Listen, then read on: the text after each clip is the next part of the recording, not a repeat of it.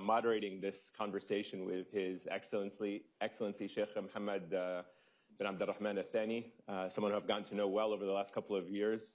We're very lucky and very fortunate to have managed to squeeze in hopefully an hour of his very busy schedule, one of the busiest people, I think, currently on the world stage. Your Excellency, it's great to have you here. We really appreciate it. This is an on-the-record conversation. I'm going to moderate the first part of it with a few questions, and then I'll open it up to the floor and some of our virtual members for questions in the second half. So really, really appreciate you making time for us. I wanted to start, and I know we're going to talk about Qatar's role regionally and the mediation efforts, but I thought maybe I can start with the past 24 hours. Yeah. We're seeing what is being described as a tenuous ceasefire being challenged.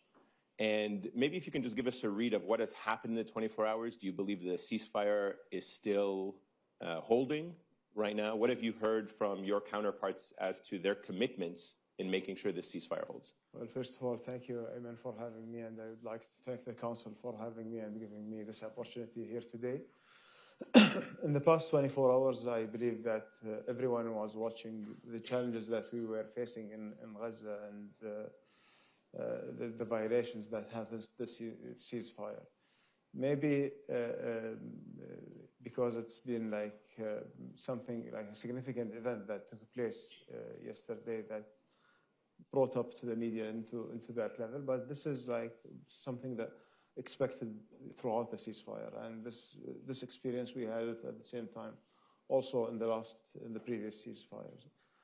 We've been engaging in a very intensive way with both parties in order to ensure that the ceasefire holds, and the U.S. engagement, of course, was key in that. And I believe that what happened yesterday was a violation, and that what we were expecting that this violation also will be there will be a response for it.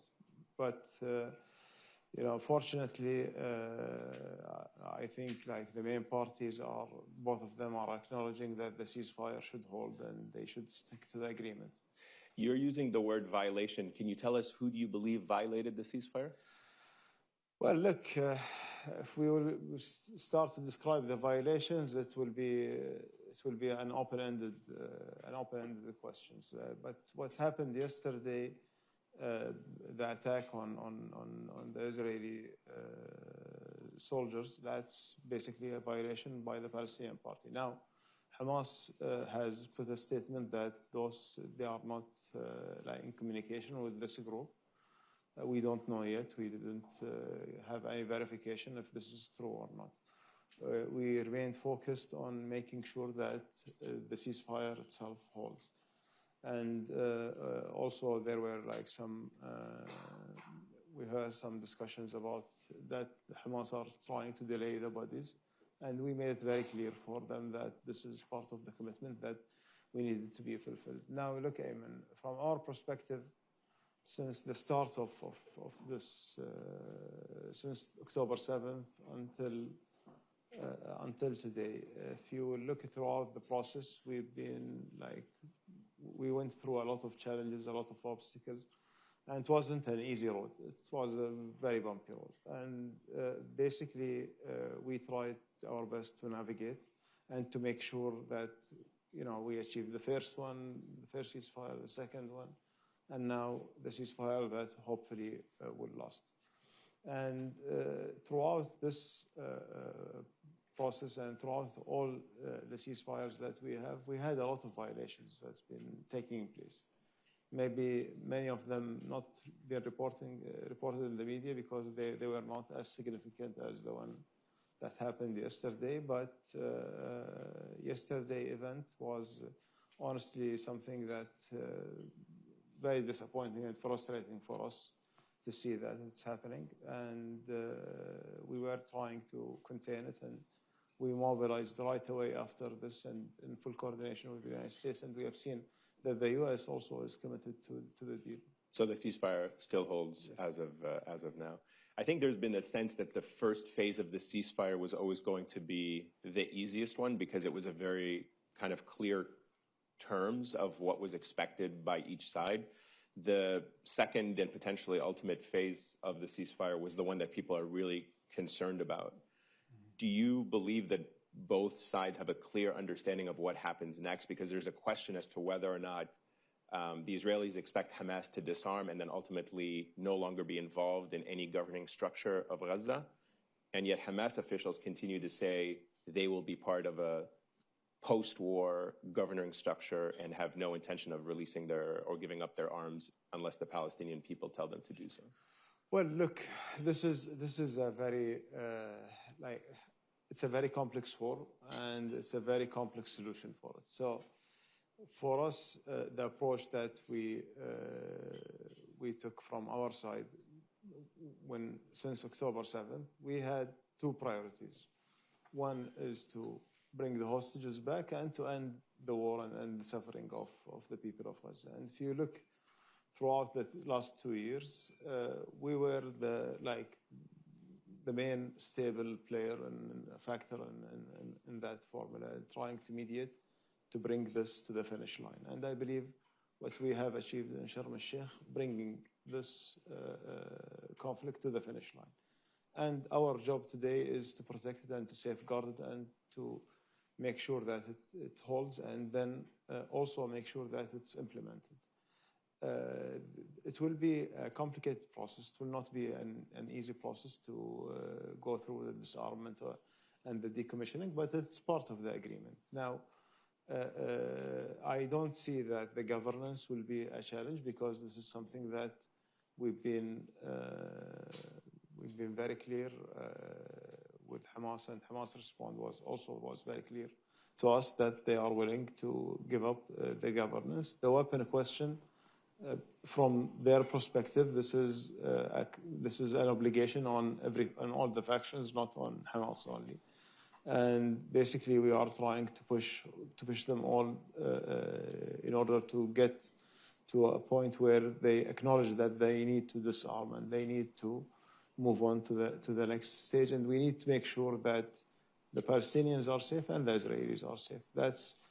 I think that's the whole purpose of the decommissioning and disarmament, and creating a political horizon for the Palestinian people, and creating the Palestinian agency that will be able to be the sole holder of arms. Do you see right now, I mean, I'm not sure if you had the chance to see, but in a recent 60 Minutes interview, Steve Woodcock and Jared Kushner both suggested that there was a development plan that has been in the works for 2 years. Some have said it kind of models the Berlin style, where the Israelis will control one part of Gaza and whoever's on the other side will control the other. And the concern is that it will split Gaza, Israel retain a certain control. Do you believe that there will be at some point, if the decommissioning and the ceasefire holds, a full Israeli withdrawal from the Gaza Strip? Well, this is actually, when you look at President Trump's plan, the 20 points, it has, the major themes are ending the war, no occupation, and no annexation. These are like three key principles that's been highlighted in the proposal.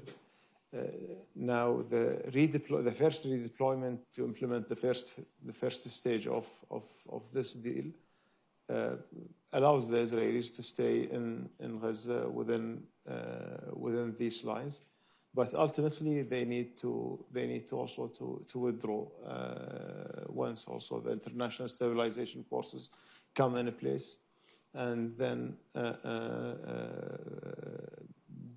the process of decommissioning starts. Then the Israelis should withdraw from Gaza. But we need to go also to address the issue of and the root cause itself. We need to create the political horizon and the political environment, the right environment for the Palestinians and for the Israelis in order to reach an understanding and an agreement for coexistence. That's what we are looking for. We are looking for a two-state solution that will put an end for the suffering for both sides.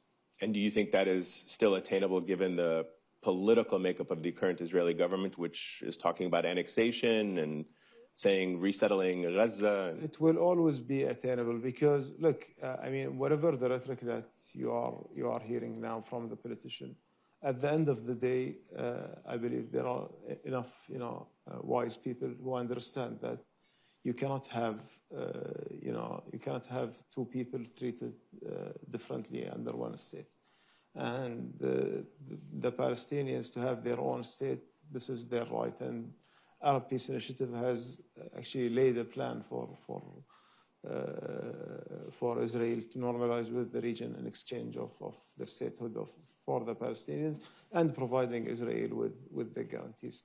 Now, we understand that after October 7th, there are a lot of complications and a lot of trauma that happened within the Israeli community that made maybe two-state solution unattainable at this stage. But the moment will come where we will have, we'll bring, all the parties together, and everyone will recognize that that's the only way forward. And I believe right now with the U.S. engagement, and we have seen how the president, the vice president, the special envoy Steve Witkoff, Jared Kushner, all of them, they are heavily engaged, and the Secretary of State heavily engaged in making sure that the ceasefire holds and making sure that we are crossing the line to the next stage, which is hopefully rebuilding, rebuilding the trust, rebuilding Gaza, and then also creating a political horizon for the Palestinian people. Let's go back to the morning when Doha was attacked. And I wonder if you can talk to me, just reflect on that specific moment, how much of a game changer you felt in the dynamics of the region when Israel carried out a strike in Doha, and what that meant for the state of Qatar, how Qatar decided that it was still going to remain engaged, even though it had just been attacked by one of the parties that was supposed to at least respect the mediator's role. Well, look, Ayman, this attack was a shock. Well, it wasn't a shock only for us in Qatar, it was a shock for the entire world. And if you look at where the attack happened and how it happened, how it took place, it happened in a neighborhood, in a residential area where it's like a well-known location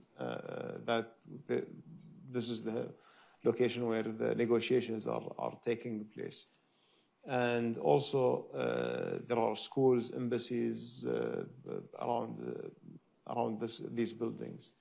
And the trauma that they created for the Qatari people actually is also something like affected them significantly. Yet we still have a responsibility as a country to protect our citizens, to ensure that there are enough security assurances and security guarantees for them, and actually also ensuring that our role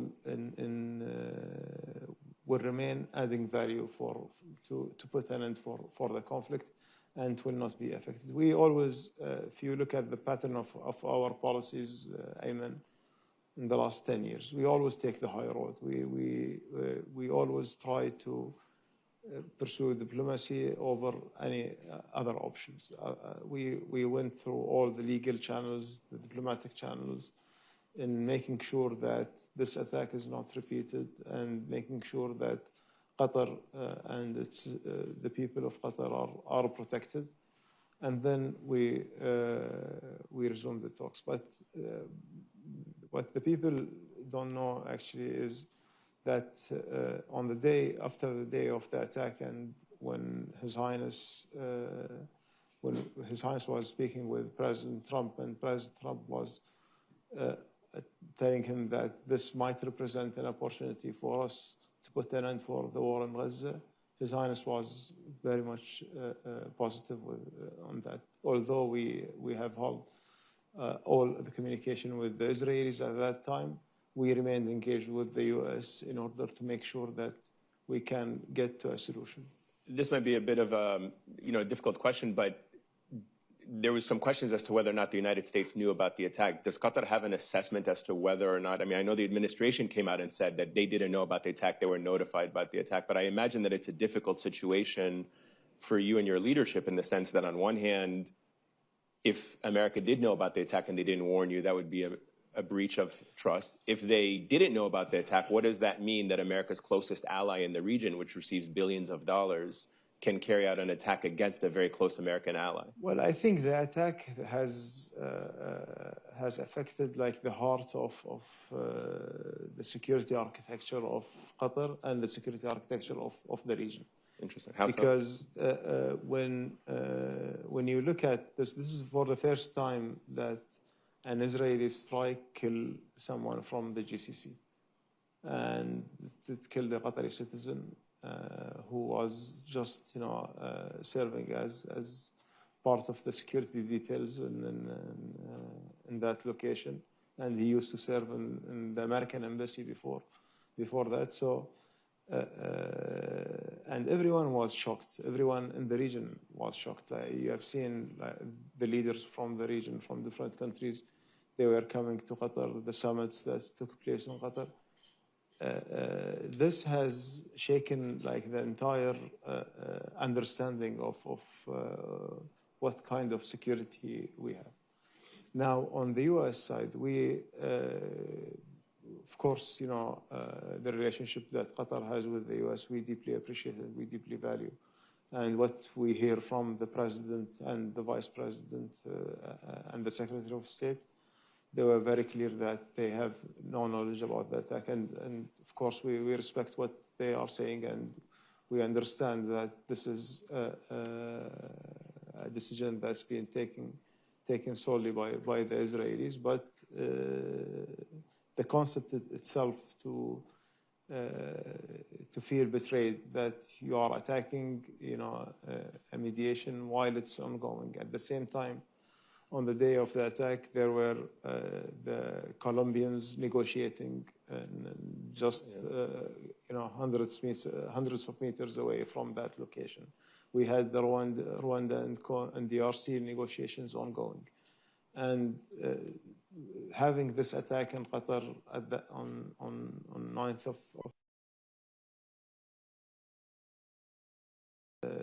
a country that doing all these kind of mediations being attacked, this has never been thought of. And I think that the same shock we heard it from the US and from the President himself, that he will not allow this to happen again.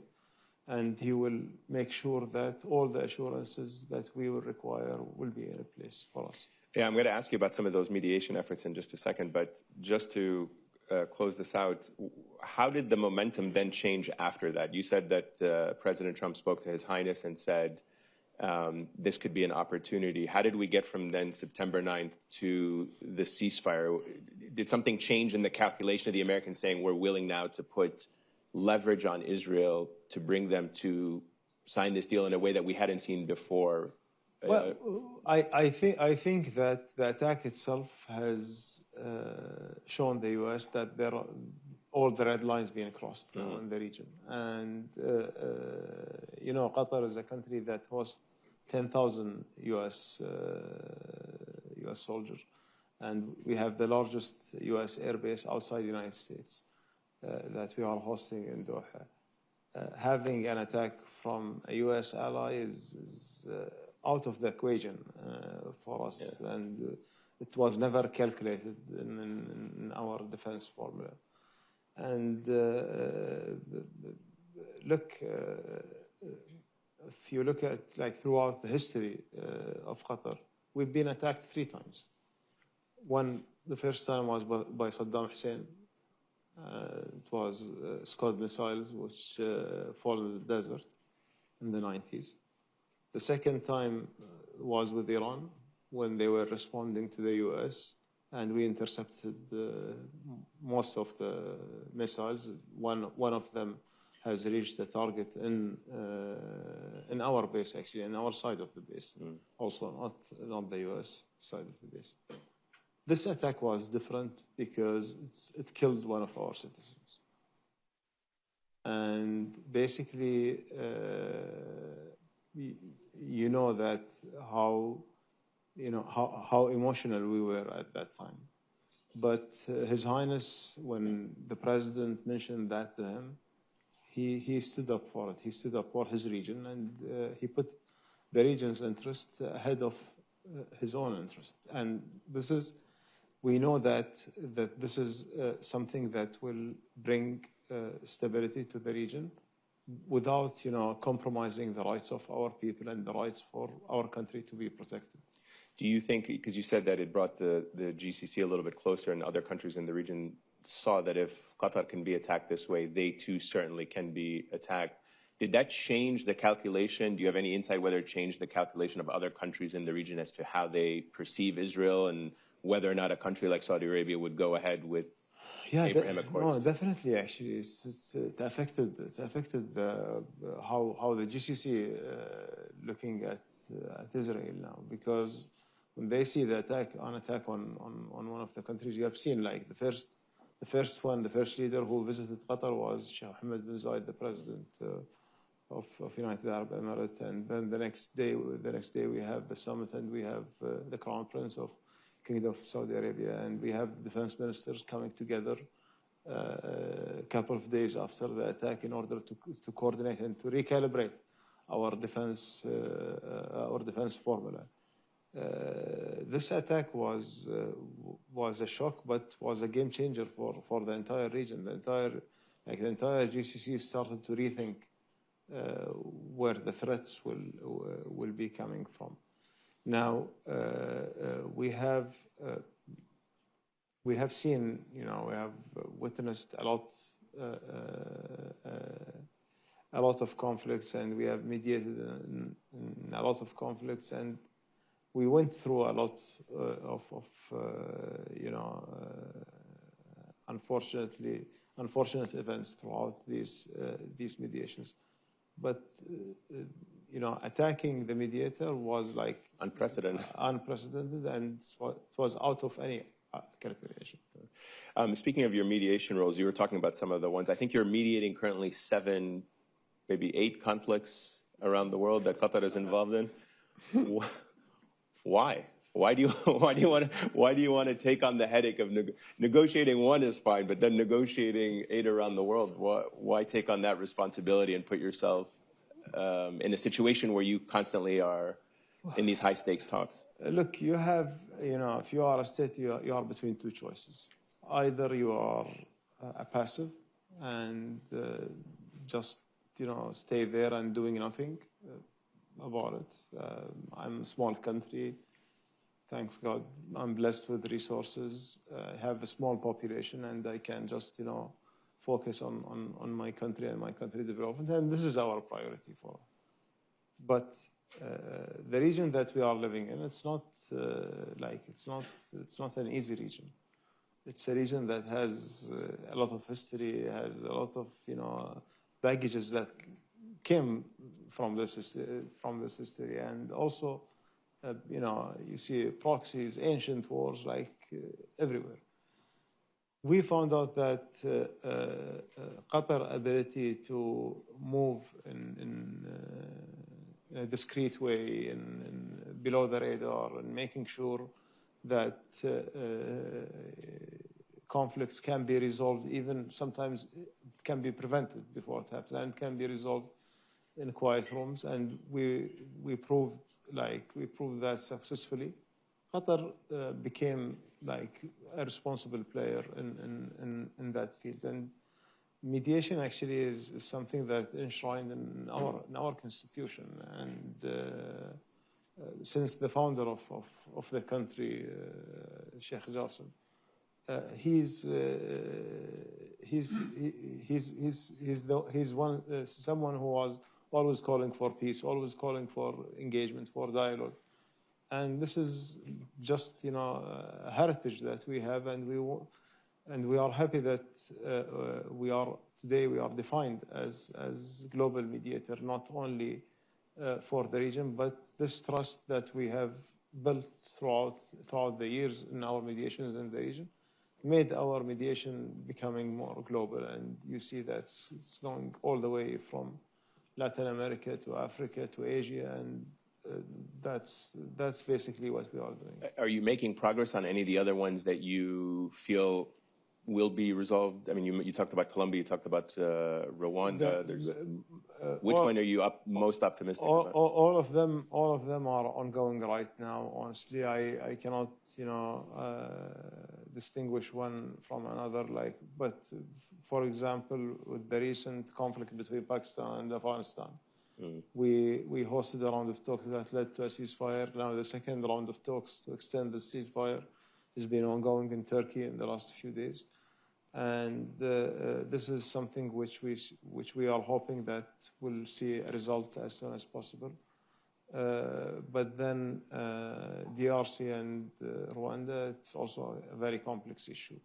We try to make sure that progress in the right direction, and that we have enough understanding in order to propose for them a meaningful solutions. Okay.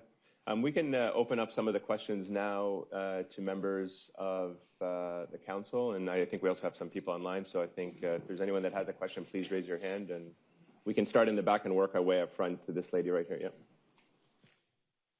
I'm Alexandra Starr with International Crisis Group. I was wondering if you could speak about the role Qatar has played in mediation with Venezuela, and in particular, whether the current actions of the United States in the Caribbean are impacting those talks.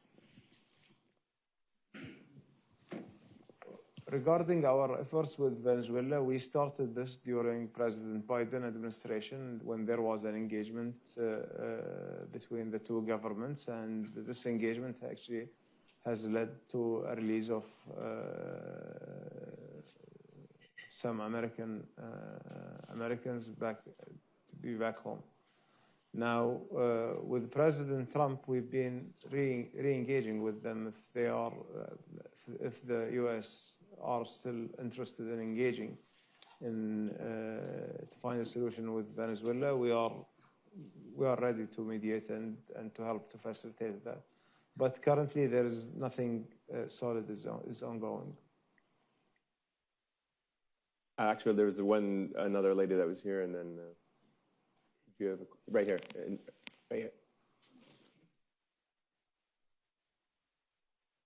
Your Excellency, my name is Rina Amiri, the former Special Envoy for Afghan Women, Girls, and Human Rights. It's good to see you again. You noted your efforts in Afghanistan with the Afghanistan-Pakistan conflict, but Qatar has been involved for quite a long time working on Afghanistan and trying to move the Taliban towards a more moderate approach. Yet, despite your efforts, they're increasingly becoming hardline. They've shut down the internet for 2 days. They continue to crack down on a wide range of groups, have continue to deprive women of education. What do you see as the pathway towards moving Afghanistan towards greater inclusivity and stability, and what should the role of the international community be? Because we're seeing Afghanistan completely disappear from the attention of the broader international community. Thank you. Well, of course, we didn't expect after the agreement and Taliban took over the governance over there that we will have a smooth transition, or we will have, Afghanistan that all of us, we are aspiring to see. But also, it didn't go as bad as it was expected. And we know that there are a lot of challenges over there. Now we need, when we look at it from our understanding, that there are some of the Afghan leaders who are trying to, to put this agenda forward with all these restrictions. But there is also another camp within Afghanistan who wants to see Afghanistan opening up with the world and having a better relation with everyone around them. And I believe that what will prevail at the end, the ones who want to build a state that has a normal relationship with the international community, and basically the efforts to change this situation in Afghanistan should be carried out by the international community in an incentivizing way instead of penalizing way. Our approach is instead of saying that because you are doing that, I'm going to sanction you. should be the opposite when it comes to Afghanistan. If you are going to do this, I'm going to reward you by that. So I think that this mindset needs to be changed by the international community. Then we can get maybe Afghanistan in the right track. We have a virtual question that we can take, and then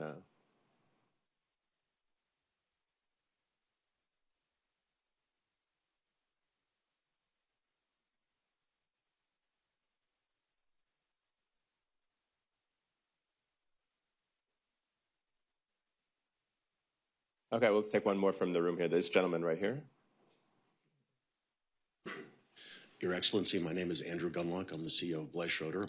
I have an easy question for you. You come to the city of New York on the eve of electing our first ever Muslim mayor. It is also Is it tonight? I don't know. No. On the okay. Not the actual eve. A week away. Okay. It's not a surprise. He's run an absolutely great campaign, and the Muslim population in New York, mostly Bangladeshi and Pakistani, has doubled over the past 30 years. The Jewish population is flat. It has brought presidential attention. It has brought in claims of funding of the Muslim Brotherhood, of Qatar. But it is the most important Jewish city in the world. And it's also a merchant city, not unlike Dubai or Doha, where the merchant class has always run the city from its founding. And we're looking for governance from the center. At least all the great mayors have been from the center. So I'm curious what it means for you as a Muslim, as an important mediating country, to have the most important city in the world with the biggest press run by a Muslim. And if he were here with us today, what would you be asking from him to help bring peace to your region and to the conflicts where he can bring attention that no other mayor, no other city can? Well, I think for me as a state, it doesn't make any difference who will be elected to be a mayor of New York or of any other city. I'm sorry to say that but people are unfortunately became very obsessed that Qatar is trying to project influence everywhere and trying to fund this and that, and they are the ones behind him because he's Muslim. And I think that we just need to take a step back and think about it. What would be Qatar's interest in doing such a thing?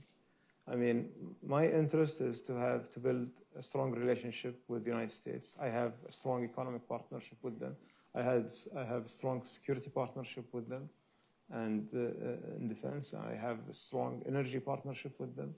So this combination of partnerships that has multiple sectors, I need to safeguard and to protect it.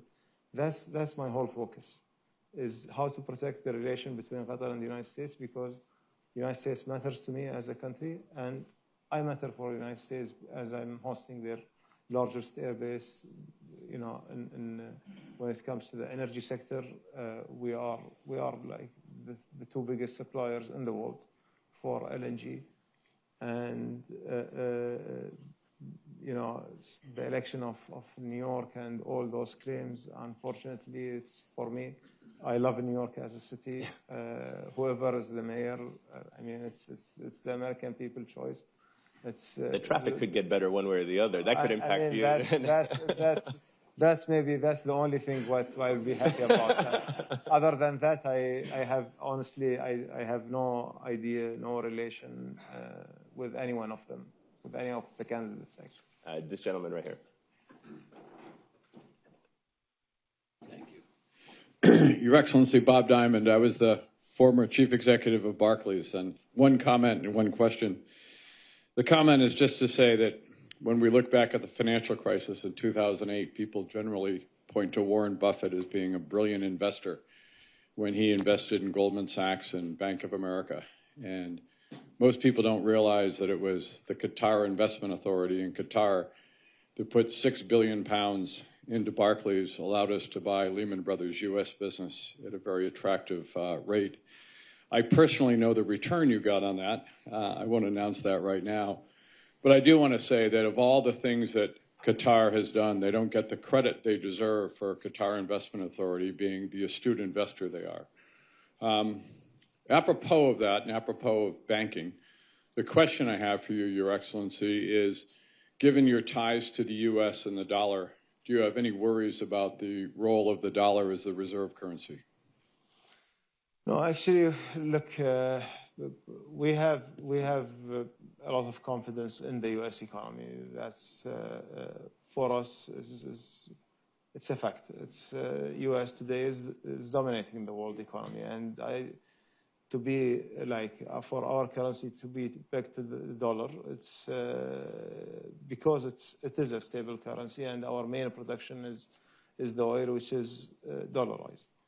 Now, to have an alternative, this always should be any state plan B, to have an alternative reserve of gold and other currencies. But for us, I think that even with the current circumstances, the U.S. economy is resilient and will just, we'll get through this period and we'll move on. Actually, let's take one virtual question, then I'll come back to you. Sorry, virtual question. We'll take our next question from Nick Schifrin. Hi there. Sorry about that. Hopefully you can hear me this time. Mr. Prime Minister, thank you so much. I want to go back to you guys began this conversation and where I'm started. So just to put a point on what happened over the last 24 hours, the Americans have made it clear to the Israelis that they want Israel to respond to any Hamas violation within reason. And so can you judge Israel's response to Hamas's violation? Palestinians are saying only more than 100 people were killed in these airstrikes. And just in general, can you give us an insight into how you spoke to, or how the mediator spoke with Hamas yesterday to try and ensure that the single violation from yesterday did not continue into today? Thanks. Thank you. Well, look, I think if you look at it from an outsider perspective, it's at the end who started the violations and who then the response will be like a reaction to this violation. Yes, yesterday the situation was complex and there was a violation that by a Palestinian group. Now, we heard also conflicting statements from Hamas itself that we need the clarifications and we need an answer from them on that. That's some statements mentioning that this group is they lost communication with and they don't know what they are doing, and other response from them that what happened is by a group which are not related to them. It doesn't matter for us who did what. What matters to us that how we make sure that we safeguard the agreement. We make sure that this event or this occasion doesn't affect or make this agreement collapse, and making sure that we are back on track. And us and the U.S. and Egypt and Turkey, all of us, we were focused on that direction only. We'll go back here. This lady right here. Thank you. Your Excellency, Camille Massey with Synergos. Would you be able to take us into some of those quiet rooms under the radar where these mediations happen? We live in a world with such a trust deficit that see the role that you're playing and that your team are playing in so many conflicts in the world gives hope. It would be interesting just to hear you talk about the attributes you seek and for members of your team and what some of the lessons you've learned with this responsibility that emanates from the Constitution. Thank you. Thank you very much. Well, look, we try to handle every mediation differently. First of all, we need to have a clear understanding on both parties and their requirements, their dynamics, and what they are able to do and what they are not able to do, and have a full understanding of that and trying to provide solutions and bridge the gaps between them. That's basically our role when it comes to mediation. Now,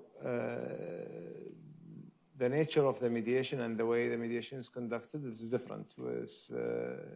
you have a situation where, like, for example, in the negotiations between US and Taliban, it was a direct negotiations between the two parties, and Qatar was facilitating between them, making sure that every gap is bridged, making sure that whenever the talks collapse, that we bring them back together and we put them back on track.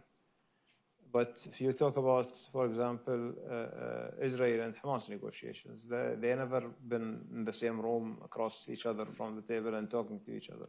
And this is making our life very more challenging and more difficult, because we are the messengers between both, and we are trying to present solutions genuinely thinking about it as a solution that satisfies both parties.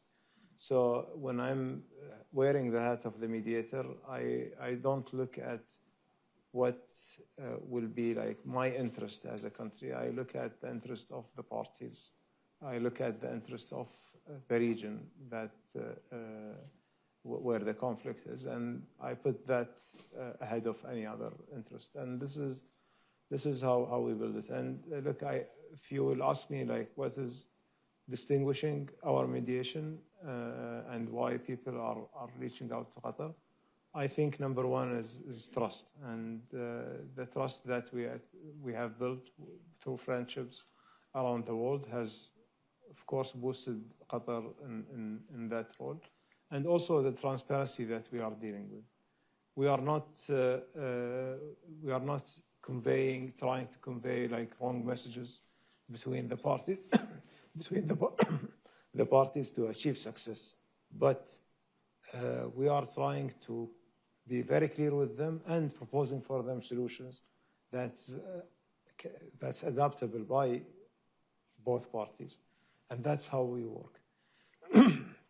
I just give you an example on the recent, like the event of Gaza, throughout the ceasefires that we had.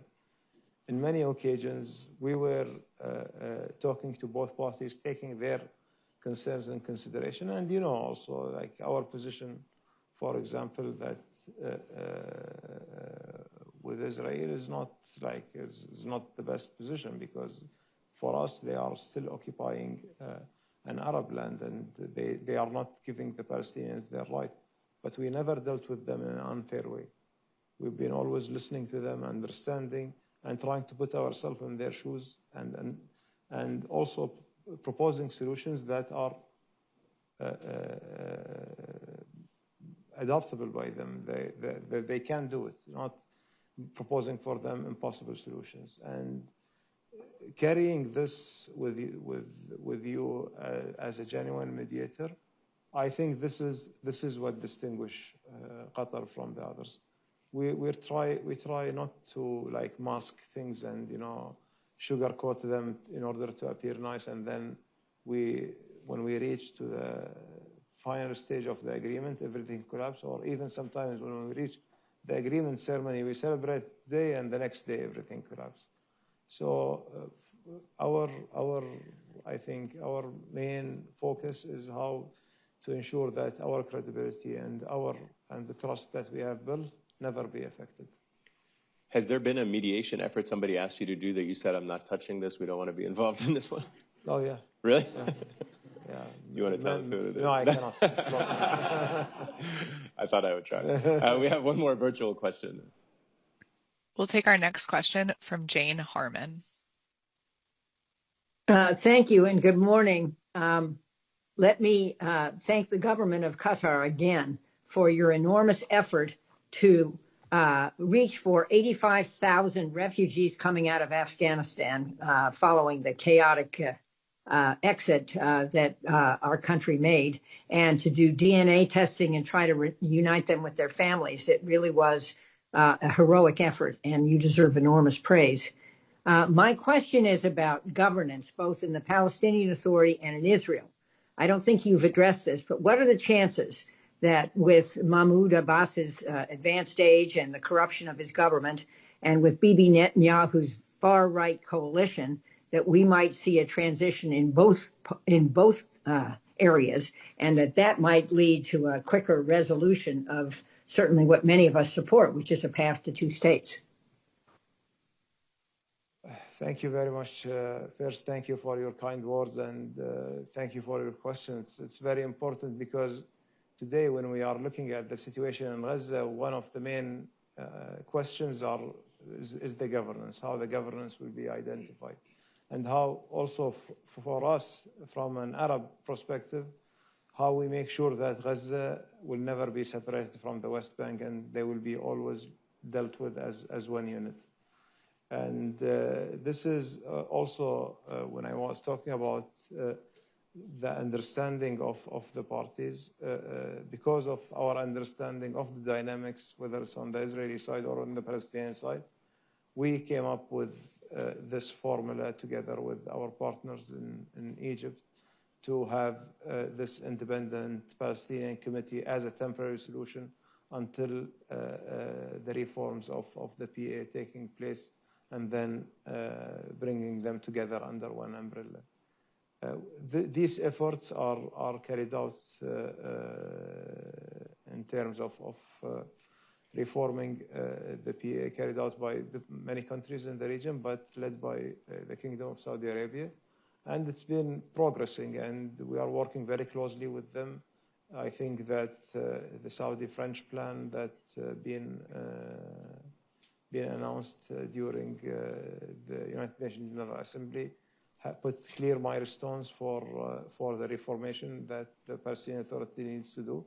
And I hope that this will follow course. And even within President Trump's 20 points plan, we have that the governance will be, the governance of Gaza will be temporary until the PA reforms and become ready to resume their role and to assume their role in the Gaza Strip. Okay, can I follow up on that real quick and ask, why doesn't Israel release Marwan Barghouti, somebody who Palestinians agree could be a force for change, a catalyst for change, somebody who is well regarded? They've released people who have much more longer prison sentences, much more, quote unquote, blood on their hands, as they say about Palestinian prisoners. But why would they not release somebody who can be a catalyst for the change that could herald in a new era of governance? And maybe just a quick follow-up on that as well is, why would Arab countries, Gulf countries, help rebuild Gaza or help rebuild the West Bank if Israel can come in every couple of years with impunity and bomb it and no accountability? Well, you asked two important questions. First of all, regarding Marwan al-Barghouti and why they don't release him, I think this question needs to be asked for the Israeli government. But there are tens or maybe hundreds of Marwan al-Barghouti in the Israeli prisons that's been prosecuted and tortured and mistreated, and no one is talking about it. And we know, we've seen, we had all the reports that's coming out of these prisons that some of them are being imprisoned without even trial, and they need to be released. But the Israelis, they have their own calculations and when it comes to the release. And for example, when the hostage deal was reaching to the finish line, I remember my conversation with Steve and Jared, both of them, they were telling me if the list will remain, this is an easy thing that we will finish it in 2 hours. I told them that you guys don't know the two parties. Actually, last time we spent days continuous, working 24/7 in order to get a consensus around the names of the prisoners who will be released. So Israel will never allow for symbolic name to be released, or maybe this name has another complications under him. And there are plenty of humanitarian situations. There are some of the prisoners who spend maybe 40 years in the Israeli prison right now. Either they are stage 4 cancer, or they are blind, or they are not able, they are not able to walk, or they are not they are paralyzed, and yet they are still there in the prison and not allowing them to be released because of the symbolism of their names. I think this is something that needed to be addressed, and I think also Israel should be held accountable for what's happening on their prisons. with the Palestinians. I don't know if any of you here watching the videos that what his minister Ben Gvir is doing for the prisoners over there is very inhumane and in a barbaric way. And I think that this should never be acceptable for anyone in our today's world. What's the second? About bombing, why would Arab countries, Gulf countries, European countries? Yeah. Well, this is also another very important part.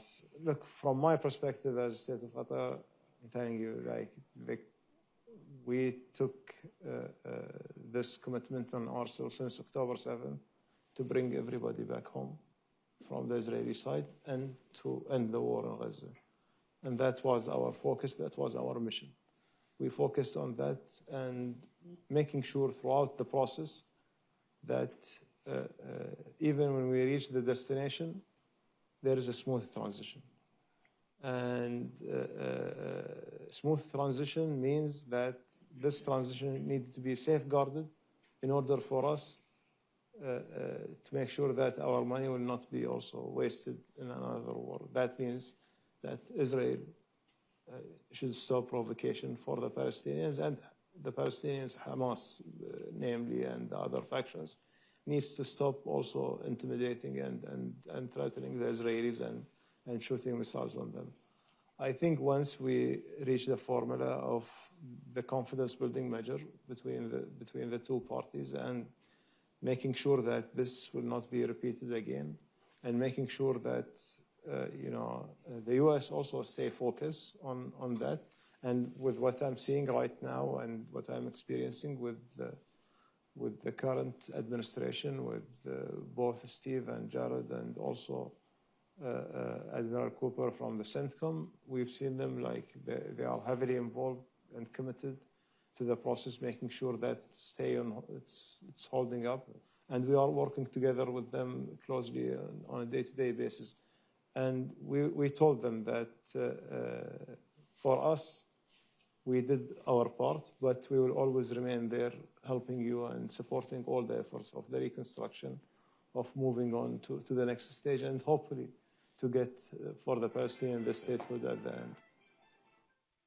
end. This gentleman right here has his hand up.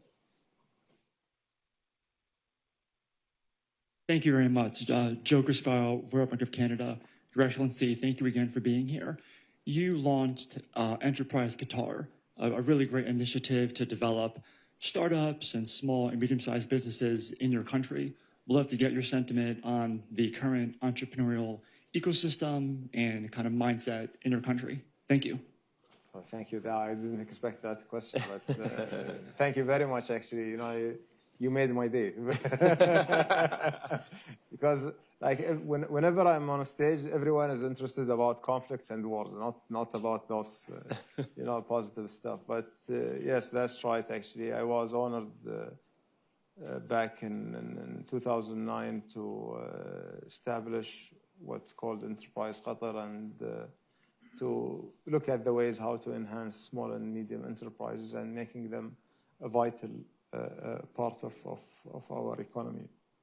Of course, since that time until today, there are a lot of changes has happened, and we have seen the contribution and the growth in the small and medium enterprises sector in Qatar is growing in a significant way. And we have seen that even if you look at our growth reports in the last year, it's all led by non-hydrocarbon sectors, and mainly most of them are small and medium enterprises. Now we are trying to also to make sure that we are taking them throughout the journey and taking them from being small and medium to internationalize them and creating them as national champions for us, as other national champions that we have created as government. And this we are now, right now in the process of developing some instruments within the government that brings those companies to the next level.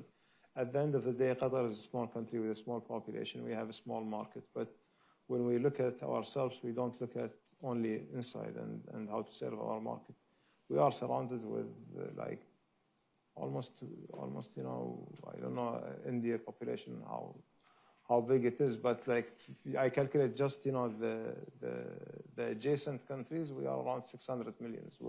When you look at Iran and Pakistan and all the other countries without India, with India probably 2 billion, and it's all within a radius of 3 to 4 hours flights, or the shipping in a very short, small number of days. So this is something that we want to capitalize on, and we want to bring our companies to help them to serve those markets. This lady right here. Hi, Naima Raza, I'm a journalist. 1 second. Take the microphone, please. Yes. Sorry. Hi. Thought I was so loud. Hi, Naima Raza here, journalist and podcaster. One country that I don't have a question about Qatari economic development, unfortunately, but I was going to ask you about Iran, a country that actually hasn't been mentioned for the last hour or so. Obviously, before the September 5th attack, there was the Iranian attack on a U.S. base in Qatar. I'm curious why it hasn't come up. Do you think the Iranians are less relevant now since U.S. strikes, or are they not playing a critical role in the region going forward from your perspective? I didn't get the question. The question is about Iran. Yeah, about and what role they play in the future of the region. The future of the region. Yeah. And why it hasn't really come up in the last hour. Are they less relevant? There's a theory out there. No. So, I'm responsible for the question. No. I mean, from all of us. So that bias is on me, but look, first of all, just very brief geography lesson. Qatar is like almost 150 miles away from Iran coast. So it's nothing. Iran is my neighbor. I share with them the largest gas field in the world, and I own the majority of this gas field. For me, the stability of Iran is key. It's not a luxury that I'm just looking for. It's a necessity. For me, it's very important that Iran to be stable. And to be stable, we need to think about it in a diplomatic way, how we reach a solution through diplomacy, while we ensure that our region is a nuclear-free region. There is no nuclear race, and Iran has the right to develop their peaceful nuclear program for power generation or whatever within the international law. And it's concerning for us to see, sometimes, and to hear this rhetoric that's coming out from Israel or from Iran on the escalation. And we are trying to engage with the U.S. and with the Iranians to make sure that the talks come back on track between the two countries, because I believe once we have the talks started between Iran and the U.S. in a serious way, we can achieve an agreement, we can achieve a deal that will be better for everyone, for us in the region, for Iran, and for the United States. Yep. Sorry, we've run out of time, and I know the Prime Minister has a very busy schedule. Your Excellency, thank you so much. I just want to remind everyone this will be online.